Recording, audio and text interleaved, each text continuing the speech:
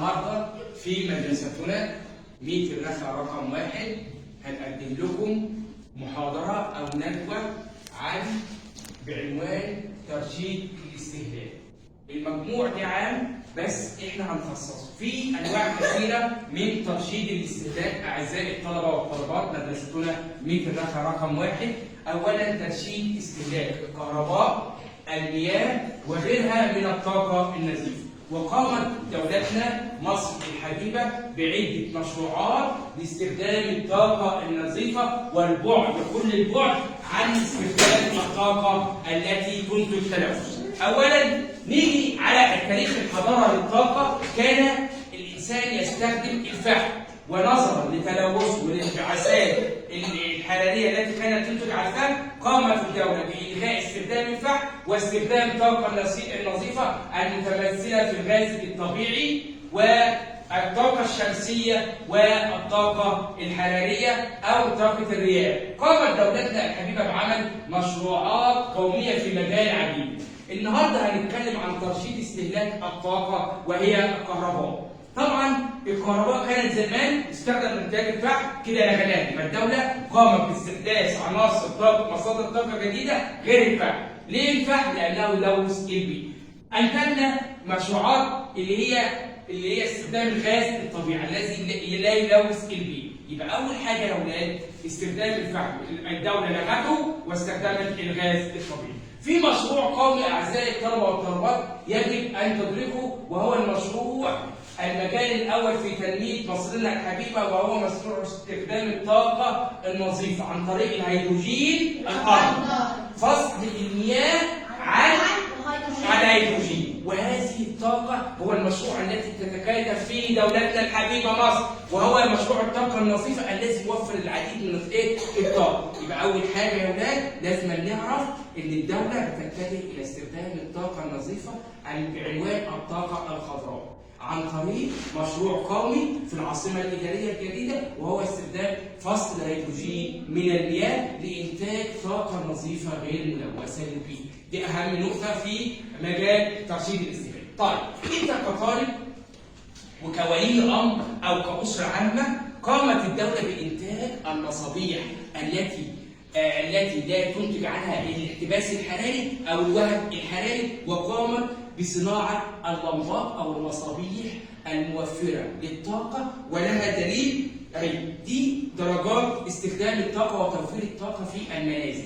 يبقى قامت الدوله بتوفير او الغاء المصابيح التي تؤدي الى الانبعاث الحراري اللي هي الطاقه اللي هي اللمبات الصفراء اللون الى طاقه اسمها ليه؟ وقامت بعمل ABCD. كل دي يا اولاد دليل على استهلاك طاقه نظيف في البيت واستهلاك اقل في فواتير الكهرباء. يبقى اتجهت الدوله لانتاج مصابيح غير المصابيح التي تنتج الطاقه الانبعاث الحراري. دي اول حاجه. يبقى اول حاجه قامت دولتنا الحبيبه بمشروع قومي وهو استخدام الطاقه النظيفه عن طريق فصل الهيدروجين من الماء. ثاني حاجه انتاج مصابيح استهلاك اقل بدليل الطاقه النظيفه. تمام كده؟ يبقى احنا اول حاجه قامت دولتنا بالغاء الفحم كمصدر من مصادر الطاقه لانه يلوث البيئه. ده اولا كده. ثانيا قامت الدوله بعمل مشروع في العاصمه الاداريه الجديده، وهو مشروع فصل الهيدروجين الاخضر من المياه لانتاج طاقه نظيفه ونحو بيئه نظيفه.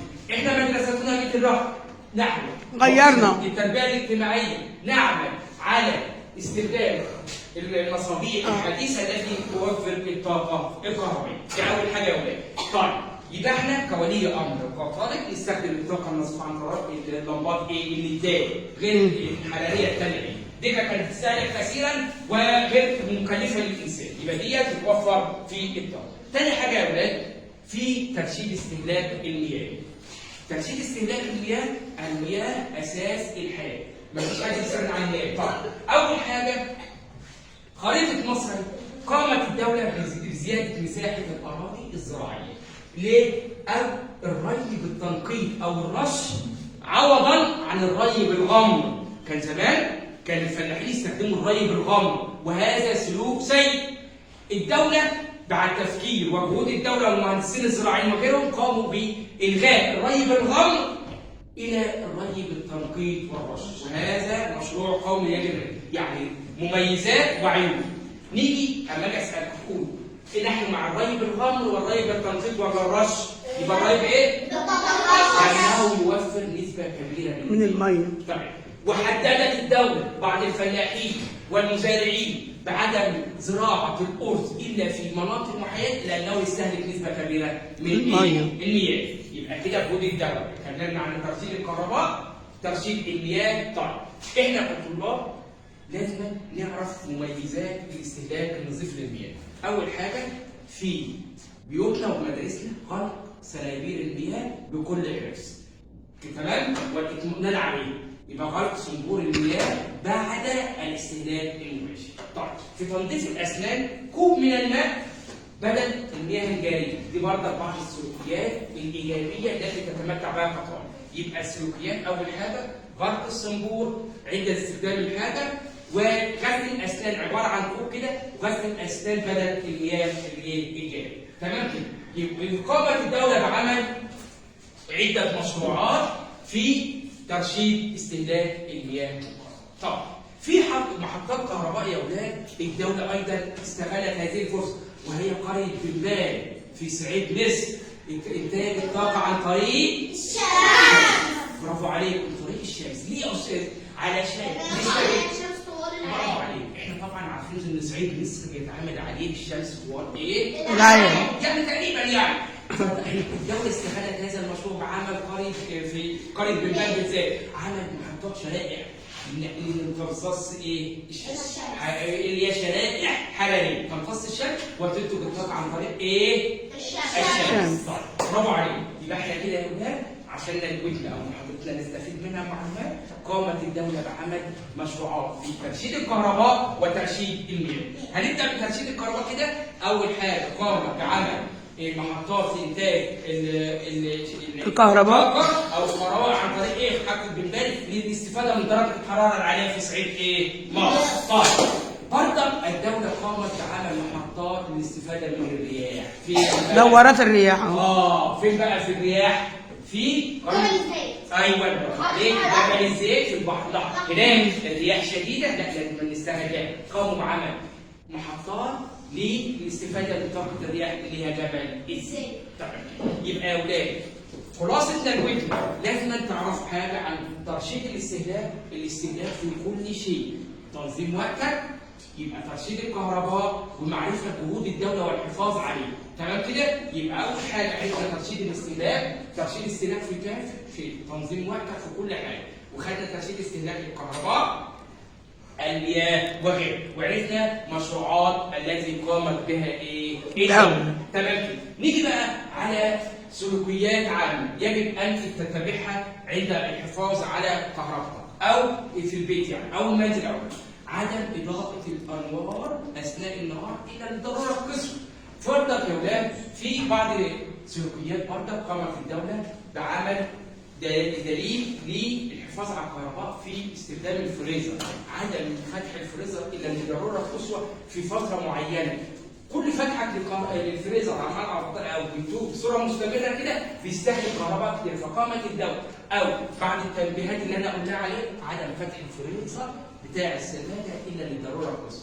غلق المصابيح الكهرباء في اثناء النهار الا للضروره القصوى. استخدام او تغيير اللمبات الى لمبات ليد معينه وهي متوفره في مصرنا، ما عادش تاني عشان توفر الكهرباء. متوفره. يبقى قامت الدوله بتوفر.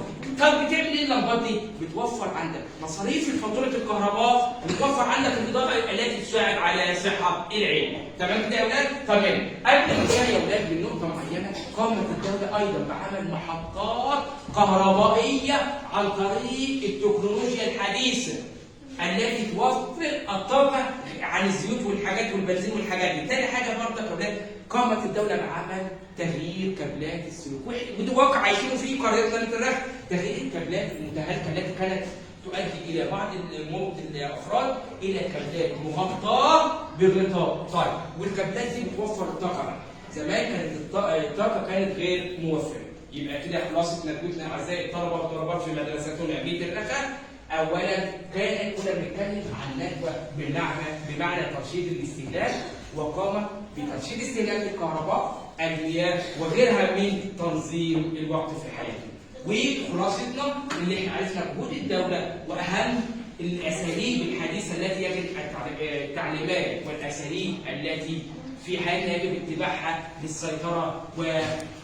وخلاصه كلامنا بقى، نحن مع ترشيد الاستهلاك ولا ضده؟ مع ترشيد الاستهلاك، مع استخدام اللمبات الليل، مع استخدام اللمبات ايه؟